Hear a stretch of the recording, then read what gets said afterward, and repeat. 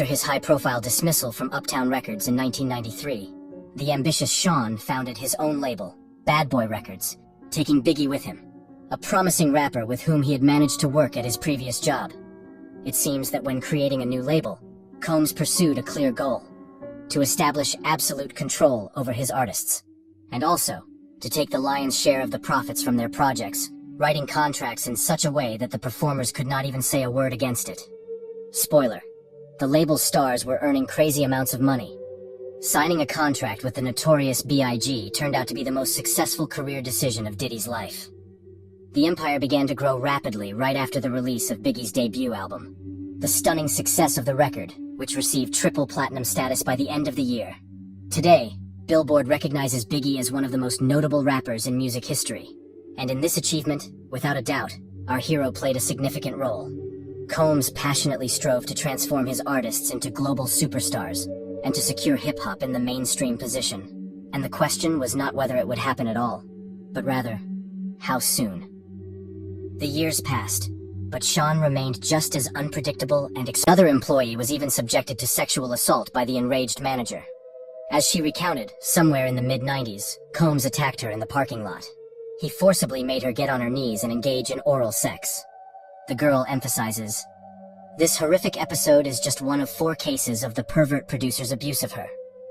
Meanwhile, the label's fame grew steadily, and the company's employees kept silent about their boss's disgusting actions in every possible way. Whether out of fear, blind loyalty, or considering such incidents rare and insignificant. One thing remains clear. Even then, Diddy could do whatever he wanted without fear of any consequences. This label, this company, was Sean's greatest joy and life's work. He was madly obsessed with everything related to his brainchild. He tirelessly engaged in advertising, wrote new tracks, and appeared in his stars' music videos. So it was during those turbulent years that the world-famous confrontation between the coasts erupted. Biggie from Sean's Bad Boy Records label and superstar Tupac, who belonged to Death Row Records, clashed in a fierce war to the death. The conflict between the two rappers, which arose due to mutual insults and accusations, quickly escalated into a real bloody battle. Back in 1994, Shakur openly accused Combs and Christopher Wallace of a treacherous attack on him, right in a New York recording studio. The ambitious Diddy, who was used to being first in everything, was terribly afraid for his own reputation, and the reputation of his company. And when name and prestige are at stake, moral principles immediately fade into the background. If you believe the scandalous article about our hero in Rolling Stone, the label's employees were trembling with fear before their boss. In pursuit of the desired result, the ruthless Sean was ready to resort to the dirtiest and most insidious methods, stopping at nothing. Throughout 1995, the restless Tupac created more and more provocative diss tracks aimed at every performer on Combs' label. The rappers tried to insult, ridicule, and accuse each other of various crimes in their own songs at every opportunity. Diddy was even accused of shooting the hand of a close friend of the Death Row owner during one of the high-profile parties. It's no wonder that one can rightfully claim the dizzying triumph of the artists under his wing meant both the personal success of the ambitious Sean and, at the same time, their inevitable death in the maelstrom of bloody showdowns. On September 7th, 1996, an unknown assailant in a white Cadillac shot Shakur in the chest 4 times. 6 days after the assassination attempt, the rap scene star passed away. Dwayne Keith Davis, who was accused of this murder, confessed that the killer was not acting alone but on someone's order. This, by the way, is also mentioned in the documentary film Deadly Rap. According to Davis, Puffy paid the hitman $1 million not only for the massacre of Tupac, but also for the elimination of the Death Row boss. Allegedly, Diddy, and I quote, was ready to sell his soul for the head of this scumbag. Moreover, the probable killer became rich precisely after committing the high-profile crime. Of course, it was nothing more than a coincidence. Various rumors and conspiracy theories still swirl around Shakur's death. There are plenty of versions about how, why, and on whose order this could have happened.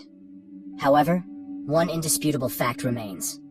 While even former Los Angeles police detectives accuse Combs of the murder, he stubbornly denies any involvement. Meanwhile, Biggie, as reported by Rolling Stone, had already begun to consider breaking the deal with Diddy. Unnamed insiders claim, and I quote, Wallace was categorically determined to leave Puffy.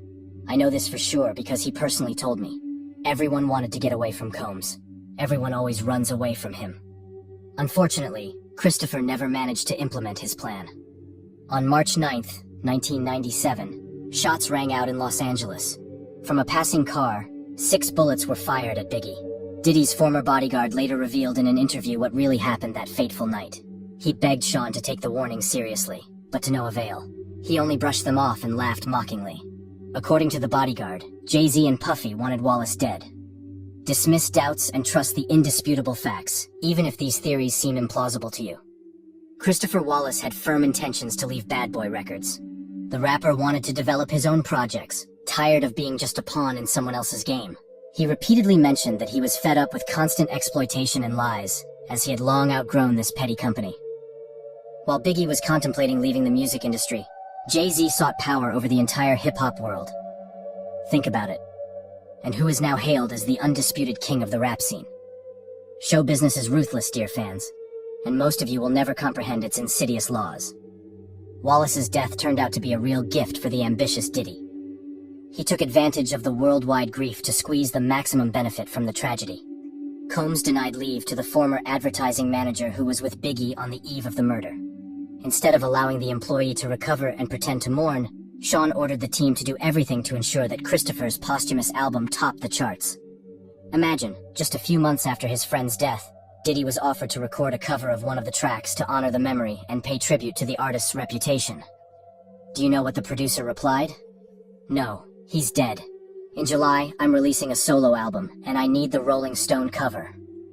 That's how the life of the relentless Combs continued, despite the bitter taste of tragedy and loud accusations. But this was only the beginning.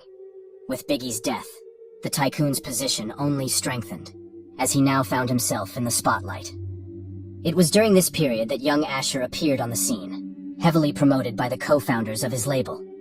To give the boy a chance to learn from a professional, the 13-year-old singer was sent to live with a superstar for a whole year, who was supposed to show him the nuances of fame. And this mentor was none other than Puffy himself. According to Asher, Diddy opened the doors to a completely new world for him. Extremely indecent for a young boy, especially in terms of sexual relations. 12 years have passed since then, but the performer's testimony remains unchanged. In a frank conversation with Howard Stern, the singer dubbed the place where he lived with Combs Puffy Flavor Camp, and described that period as complete madness. Debauchery and frenzy knew no bounds. When asked if he would send his own children to such a camp, Asher, without hesitation, answered with a resounding no.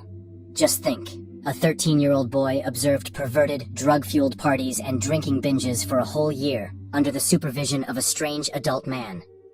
Is it any wonder that even then rumors began to spread about Diddy's inappropriate behavior towards his young ward? Ed Lover confessed in one interview that he saw a minor boy gulping champagne straight from the bottle in the VIP section of a club. And when Asher's debut album came out, Ed realized that the child was none other than him. Kim Porter's children made a statement on social media, denying their mother's authorship. They insist that rumors about Kim being beaten by their father are complete lies. On the other hand, the publishers of the memoirs claim that after Porter's death, they received a flash drive with her personal records, which served as the basis for the book. These controversial memoirs now top the bestseller list on Amazon. In them, the famous producer's late wife also mentions constant threats from him. Once, in a fit of anger, Diddy even promised to kill her. Of course, at first, the deceased's friends were hesitant about whether to publish such explosive material. After all, their own lives were at stake. But when it became known that the feds were already watching Sean, and the police had collected a lot of horrific facts against him, Kim's friends decided that people should know the truth. The book directly states that Combs molested an 18-year-old young man who is now world famous. Although the victim's name is not mentioned, most Twitter users tend to think that it refers to Justin Bieber. By the way, some scandals mentioned in the memoirs have long become public knowledge. For example, the shooting involving Diddy and Jennifer Lopez in 1999. It's hard to imagine these two together now, but there was a time when they were considered the hottest couple in Hollywood. Just think. On the one hand, a superstar rapper whose tracks top the charts, the owner of his own label, whose fame no one even comes close to. And next to him is a sexy Latin American bombshell who is rapidly conquering the musical Olympus. A true sex symbol of the era. Puff and J-Lo were working on her album, On the Six. And although Sean formally remained married, It seems that as soon as the singer's divorce took effect, the producer took it as a signal to act. Gene Deal, a former bodyguard of P. Diddy, has revealed shocking details about the life of the music mogul.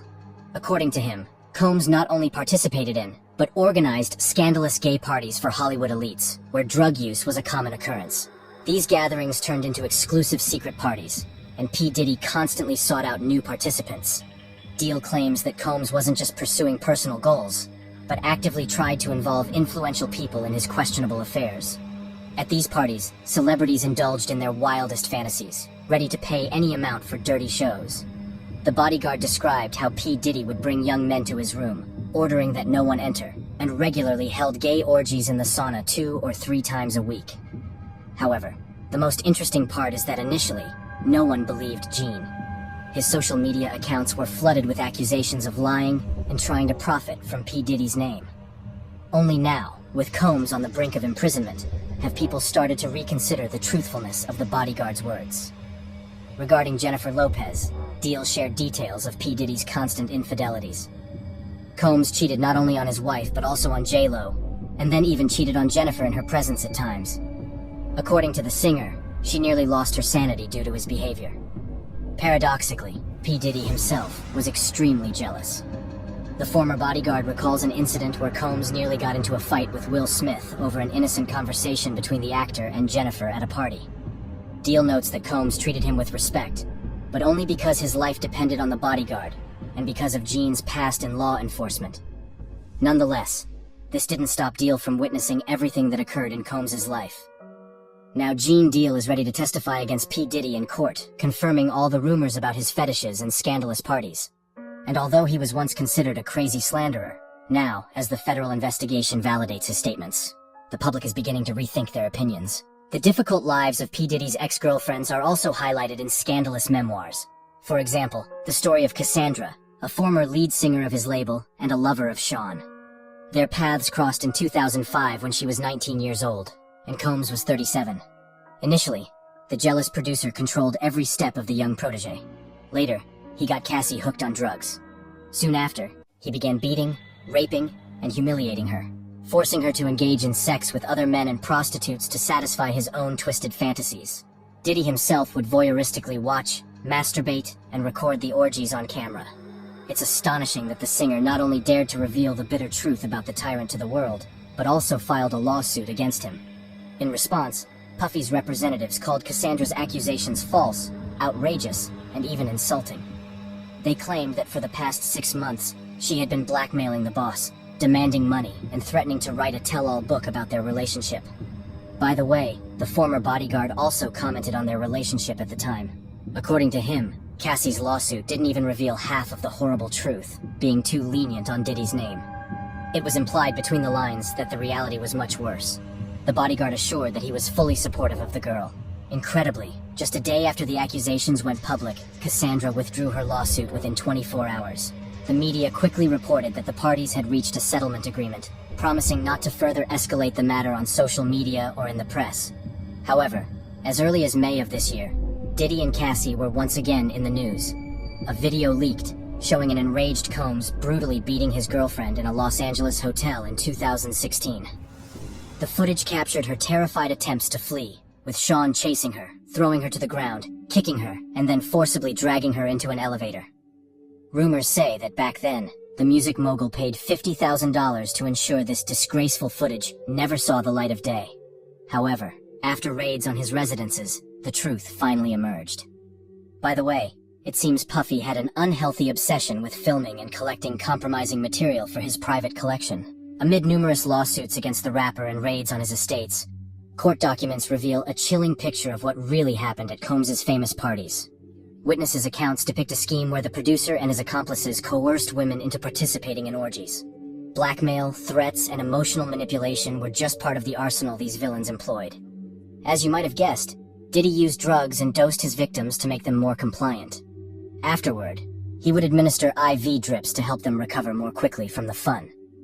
If the women refused to attend his perverted gatherings, the scoundrel used previously recorded videos of them.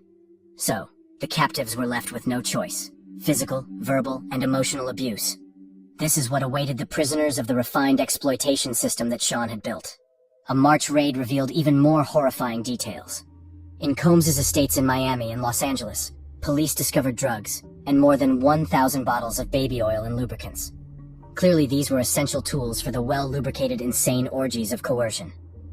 Recently, Diddy was arrested, and now his chances of posting bail are slim, despite attempts to raise $50 million. The rapper was ready to mortgage his own house worth $48 million and add his mother's property for $2 million, just to get out of jail. But all in vain. No one is even considering releasing him. Puffy is now under close surveillance due to a suicide attempt. It seems the noose is tightening around the neck of this hardened manipulator and psychopath. Well, in life, everything has a price, and sometimes the price is too bitter to bear. Diddy has officially been accused of human trafficking for the purposes of sexual exploitation through the use of force, fraud, and coercion, as well as conspiracy to commit extortion and transporting individuals for prostitution. In addition, the rapper, along with his accomplices, allegedly used his influence and connections to commit such crimes as forced labor, kidnapping, arson, bribery, and obstruction of justice. And who among the celebrities had been warning us about Sean for years? Of course, 50 Cent.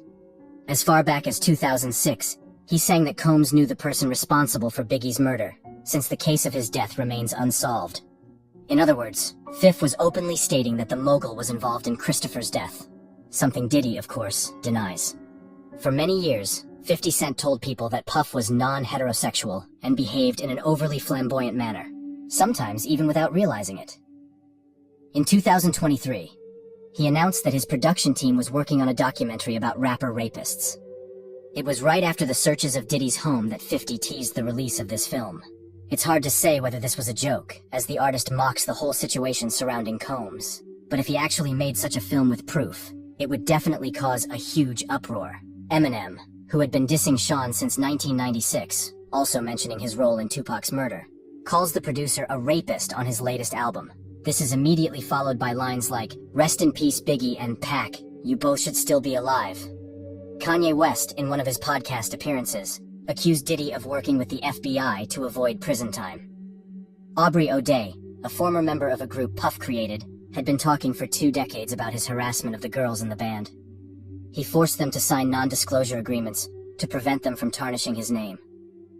After the raids on the mogul's mansion, Day posted a video of Tupac dancing with a telling caption, "Not too soon, but too late." Musician and sound producer Lil Jones Jr. also filed a lawsuit against the mogul, accusing him of sexual violence.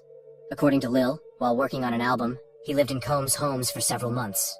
Diddy made advances on him, grabbed his genitals, demanded he hire prostitutes for sex, and even tried to prepare Jones for intimacy with another man. In one incident mentioned in the lawsuit, during a party at Sean's Los Angeles mansion in July of 2023, the rapper forced the producer to drink alcohol mixed with drugs. Lil passed out, and when he came to, he found himself naked next to a sleeping sex worker. The public is concerned with only one thing: who attended those infamous rapper parties? Who else, like him, corrupted minors and raped women while remaining in the shadows all this time? I think it's enough to look at his closest circle. Who did Combs hang out with the most? Who did he have a special fondness for? Perhaps some of these famous people also appear in Epstein's records. And finally, who is currently defending this villain? Or, conversely, keeping quiet despite their closeness to him? By the way, some even mention these parties in their own reality shows. For example, Khloe Kardashian. In one episode, she told her sister Kourtney about a visit to a friend of Diddy's mansion. She arrived at 5:30 in the morning and was greeted at the door by naked people. According to her, most of the guests were completely nude. If Combs starts naming names or if new facts suddenly come to light, you understand, all of Hollywood could collapse. A former bodyguard of the rapper stated, "I think it's not just about stars. There are politicians, princes, and an endless list of singers, actors, and other influential figures." The media reports that some celebrities are already working on a plan of action in case they get implicated. Others can't seem to find peace, knowing that their past may soon catch up with them. The scariest part is that this is just the beginning. They will now be digging up all of Diddy's crimes from the last 30, maybe even more years. The horrific saga of Diddy and his victims is not just a scandalous biography of a disgraced star. It's a warning to all humanity. A stark demonstration of how unchecked power, money, and complete impunity can utterly corrupt even someone once talented. It can turn them into a soulless monster that feeds on the suffering of others and recognizes no moral boundaries. Behind the glittering facade of fame and luxury lies a grotesque truth.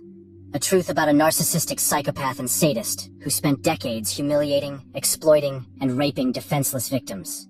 He trampled over any ethical principles and legal norms to satisfy his perverted desires and insatiable appetites.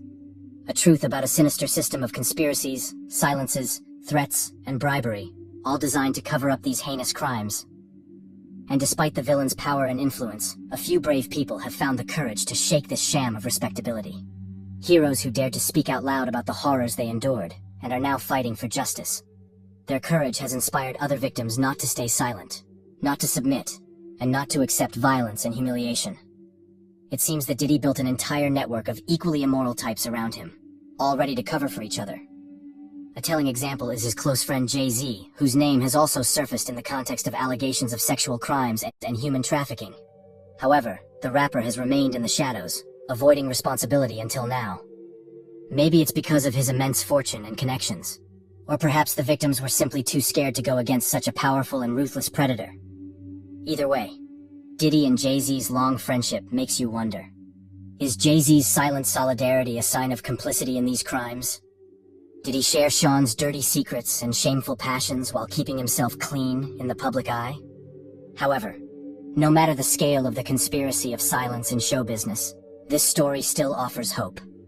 Hope that even the worst villains will eventually face justice, that hierarchies of power and submission built on fear and exploitation will collapse, and that the voices of the victims will finally be louder than the hypocritical silence of the enablers and accomplices. This case is a painful reminder of the monsters who still prey on vulnerable victims with impunity in every professional community.